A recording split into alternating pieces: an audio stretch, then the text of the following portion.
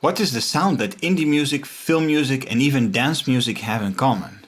To mention all three of them in one sentence seems strange, but it's not. Today I'm going to be talking about the technique that immediately creates an inspirational sound. And you can simply stop there or use this technique to take your music even a step further. So let's get creative.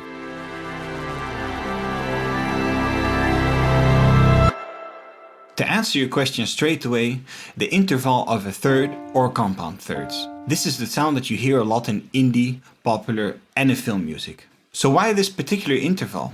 Each interval has its own distinct sound. For example, the octave and perfect fifth, they have an open and stable sound.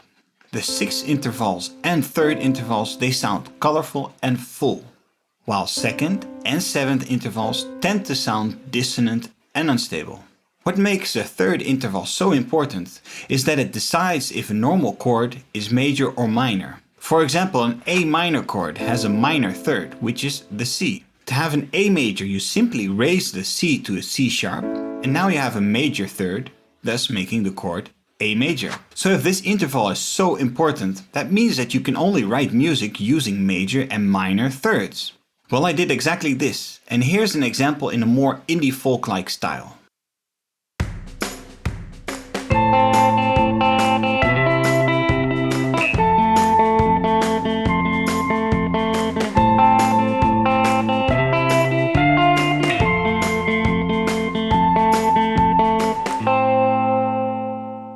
And if you're wondering how I got to this chord progression, in all of the examples in this video, I used the same technique and chords as I did in my last week's video about making chord progressions. You can check it out here or in the description. Let's take this technique into the realm of intimate piano film music.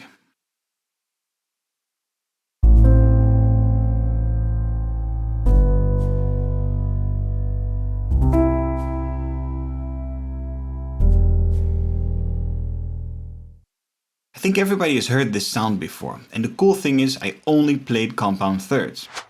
And compound thirds are exactly the same as normal thirds, but the distance is bigger. There is more than an octave distance between them. So how you can take this technique one step further is to loop the piano part, and then you have this beautiful layer on which you can add all kinds of sounds, melodies, and make them swell in and out, create suspensions, add dissonances and more interest. It just never stops. The reason why this works so well is that you're just playing two notes at the same time. So that means that there's a lot of space for new sounds. And when these new sounds come in, you really have the space to notice them. This could even grow into a full orchestral track. Just check out some of Hans Zimmer's music for inspiration. I composed a short piece that uses this looping technique as a basic layer. And to see how picture and music interact, I downloaded some cinematic clips to go along with the music. And I recommend that you listen to this track with either headphones or good speakers, because there are a lot of details and bass frequencies that you will otherwise not hear.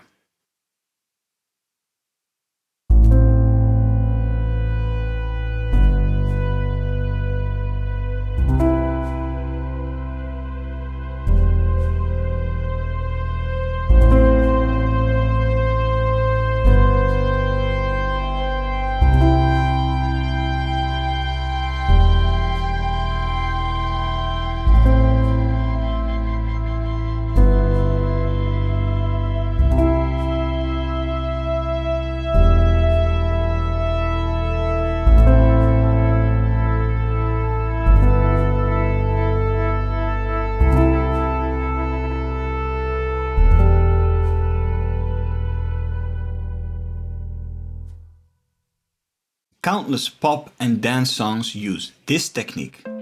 And a lot of this is played on guitar, and I think this is because of two reasons. Number one is because it just sounds so good, and number two is because it's just very comfortable to play compound thirds on the guitar.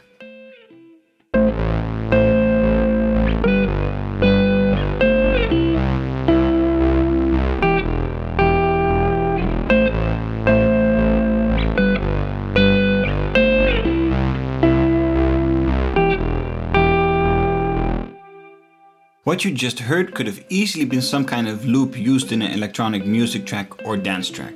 As I said, composing with compound thirds immediately gives good results. And you can stop there and leave it as is, or you can use this as an inspirational background layer to which you can build your entire track. And that's completely up to you. Anything is possible. And if you love this technique just as much as I do, please give this video a like or share it with somebody who is interested in learning something new. And for now, see you next time.